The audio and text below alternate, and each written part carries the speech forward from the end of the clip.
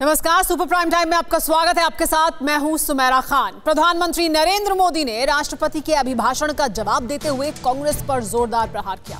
उन्होंने बार बार पंडित नेहरू का जिक्र किया और फिर कांग्रेस को जवाब दिया। पीएम मोदी पूरे रॉ में थे। वो 101 मिनट तक बोले। उन्होंने कोरोना के बहाने कांग्रेस की फाइल खोली और बताया कि क्यों अगले 100 सालों तक कांग्रेस सत्ता में नहीं आएगी। प्रधानमंत्री मोदी ने कहा कि विभाजन की मानसिकता कांग्रेस के डीएनए में है। उन्होंने यहां तक कहा कि कांग्रेस टुकड़े टुकड़े गैंग की लीडर बन गई है। धरोहर को मजबूत करते हुए बेबाक और बेलौस बोलने के लिए विख्यात प्रधानमंत्री मोदी के आक्रामक अंदाज से फिर संसद साक्षात्कार कर रही थी। नरेंद्र मोदी का शब्द शब्द कांग्रेस पर कहर बनकर टूट रहा था। तल्ख अंदाज में विपक्ष पर प्रहार करने वाले पीएम मोदी ने शुरुआत लता जी को याद करके की, लेकिन जैसे ही विपक्षी खेमे ने वोटिंग शुरू की, मोदी भी अपने अंदाज में आ गए।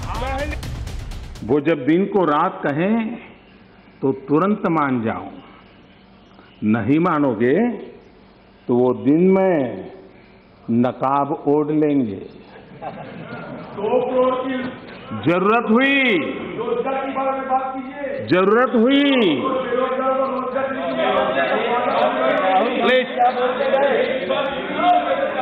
आप जरूरत हुई तो हकीकत को थोड़ा बहुत मरोड़ लेंगे।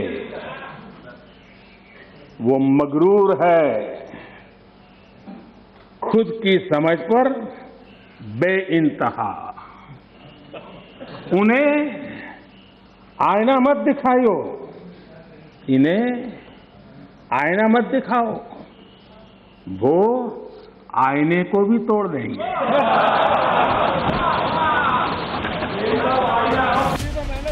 शायरी से शुरुआत करने के बाद तो प्रधानमंत्री मोदी ने शब्दों की बौछार कर दी। फ्लैशबैक में गए और फिर उन्होंने कोरोना के बहाने कांग्रेस की पुरानी फाइल झाड़ पोंछ कर खोलनी शुरू कर दी। वोट के लिए कांग्रेसी नेताओं पर कोरोना कड़ी बनाने का इल्जाम लगाया। दिल्ली की झुग्गी झोपड़ी में गाड़ी घुमा करके लोगों को कहा संकट बड़ा है, भागो, गांव जाओ, घर जाओ, और दिल्ली से जाने के लिए बसें दी, आधे रास्ते छोड़ दिया और श्रमिकों को लिए अनेक मुसीबतें पैदा की। और उसका कारण हुआ कि यूपी में, उत्तराखंड में, पंजाब में जिस कोरोना की इतनी गति नहीं थी, इतनी तीव्रता नहीं थी, इस बात के कारण कोरोना ने वहां भी अपनी लपेट में ले लिया। प्रधानमंत्री मोदी राष्ट्रपति के अभिभाषण पर विस्तार से विवेचना करने आए थे। लेखा जोखा देने खड़े हुए। कोरोना को लेकर कांग्रेस को चक्रव्यूह में खड़ा कर रहे थे। शब्द बाणों से कांग्रेस नेताओं ने जब सवाल उठाए तो पीएम ने कुछ यूं वार किया। क्या हो गया है आपको, मुझे समझ नहीं आ रहा है। और इसलिए मैं आज इसलिए कहता हूँ आपको ध्यान में आए कि आप कहाँ खड़े हैं जी। और मैंने इतिहास बताया, 60 साल के लेकर 15 साल तक पूरा कालखंड, इतने राज्य, कोई आपको घुसने नहीं दे रहा है। मुझे कभी कभी माननीय अध्यक्ष जी ये विचार आता है, उनके बयानों से, उनके कार्यक्रमों से, उनके कर्तृत्व से, जिस प्रकार से आप बोलते हैं, जिस प्रकार से मुद्दों से जुड़ते हैं, ऐसा लगता है कि आपने मन बना लिया है कि 100 साल तक सत्ता में नहीं आना है।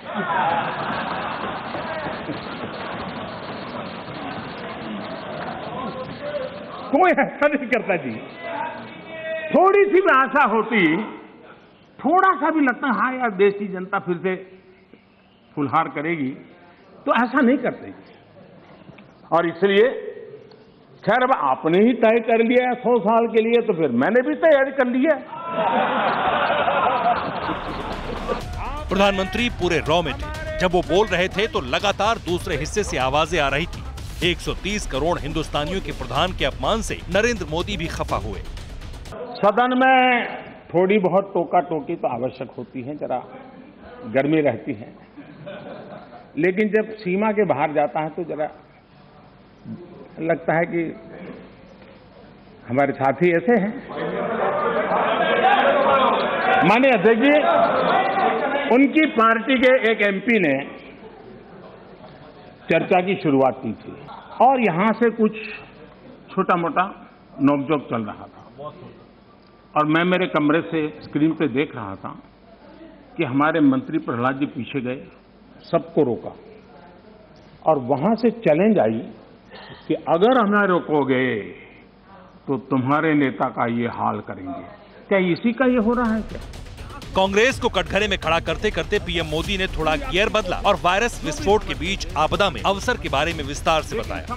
भारत आज दुनिया की जो बड़ी इकोनॉमीज है उसमें सबसे तेजी से विकसित हो रही बड़ी अर्थव्यवस्था है।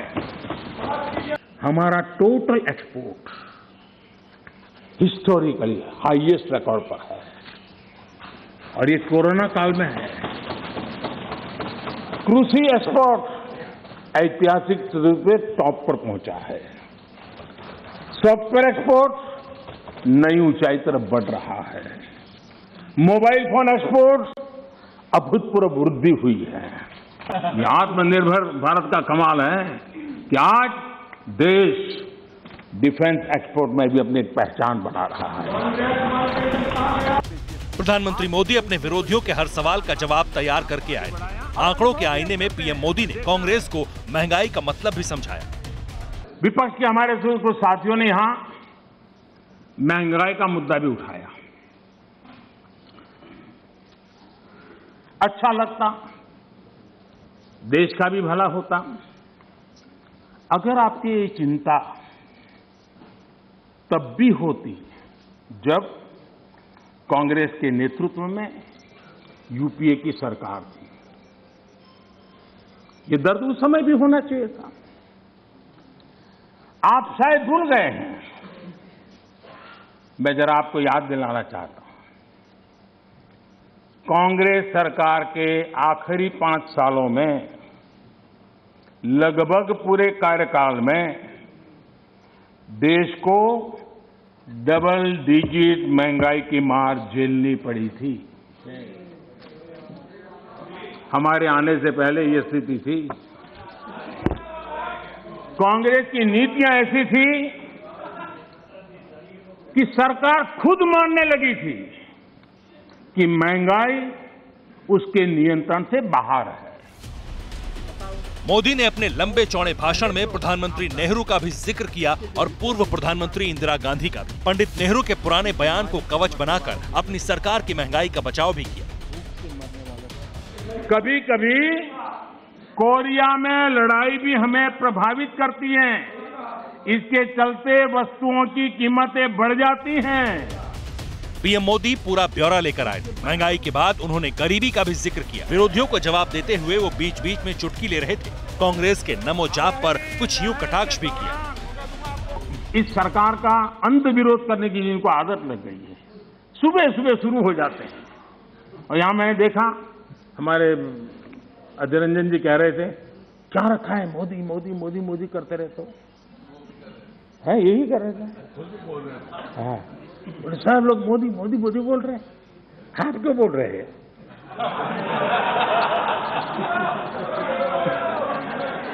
आप लोग सुबह होते ही शुरू हो जाते हैं। मोदी ने न्यू इंडिया का ब्लूप्रिंट रखा। मेक इन इंडिया के बहाने देश के विकास का विश्लेषण भी किया। विपक्ष के भी कई साथी मुझे मिलते हैं, कहते हैं कि साहब ये इस योजना ने बहुत बड़ा लाभ किया है, एमएसएमई सेक्टर को इस संकट की घड़ी में बहुत बड़ा सहारा दिया है। माननीय अध्यक्ष जी, उसी प्रकार से मुद्रा योजना कितनी सफल रही। हमारी माताएं बहनें कितनी उस क्षेत्र में आई है। लाखों लोग बिना गारंटी बैंक से लोन लेकर के आज अपना स्वरोजगार की दिशा में आगे बढ़े और खुद तो करते हैं, एक आध दो लोगों को रोजगार भी देते हैं। स्वनिधि योजना, स्ट्रीट वेंडर्स, कभी हमने सोचा नहीं, पहली बार आजादी के बाद स्ट्रीट वेंडर्स और बैंक के अंदर से लोन मिल रहा है और हमारा स्ट्रीट वेंडर डिजिटल ट्रांजैक्शन कर रहा है और करोड़ों श्रमिकों को लाभ मिल रहा है। हमने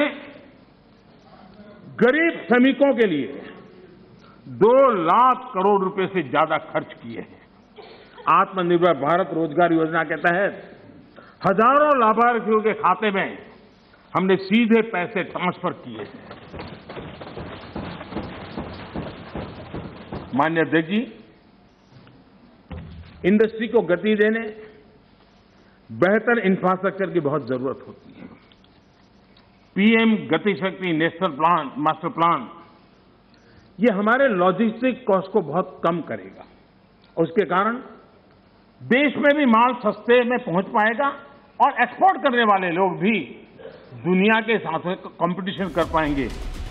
राहुल गांधी ने अंबानी और अडानी को इकोनॉमी का AA वेरिएंट कहा था। प्रधानमंत्री मोदी ने इस पर भी जवाब दिया। कांग्रेसी सोच को सवालों में खड़ा किया। राहुल गांधी ने राष्ट्र को लेकर भी सवाल किया था। Find that India is described as a union of states. India is not described as a nation. इस पर भी पीएम मोदी ने राहुल गांधी को मुकम्मल जवाब संसद में खड़े होकर दिया। राष्ट्र कोई सत्ता या सरकार की व्यवस्था नहीं है। माननीय अध्यक्ष जी, हमारे लिए राष्ट्र एक जीवित आत्मा है।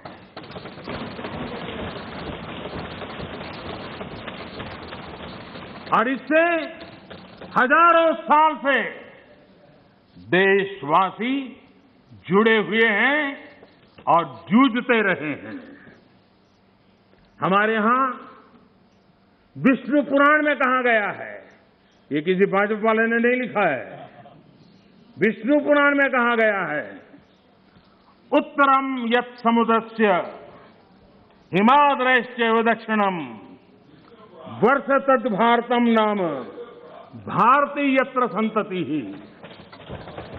यानी समुद्र के उत्तर में और हिमालय के दक्षिण में जो देश है उसे भारत कहते हैं तथा उनकी संतानों को भारती कहते हैं।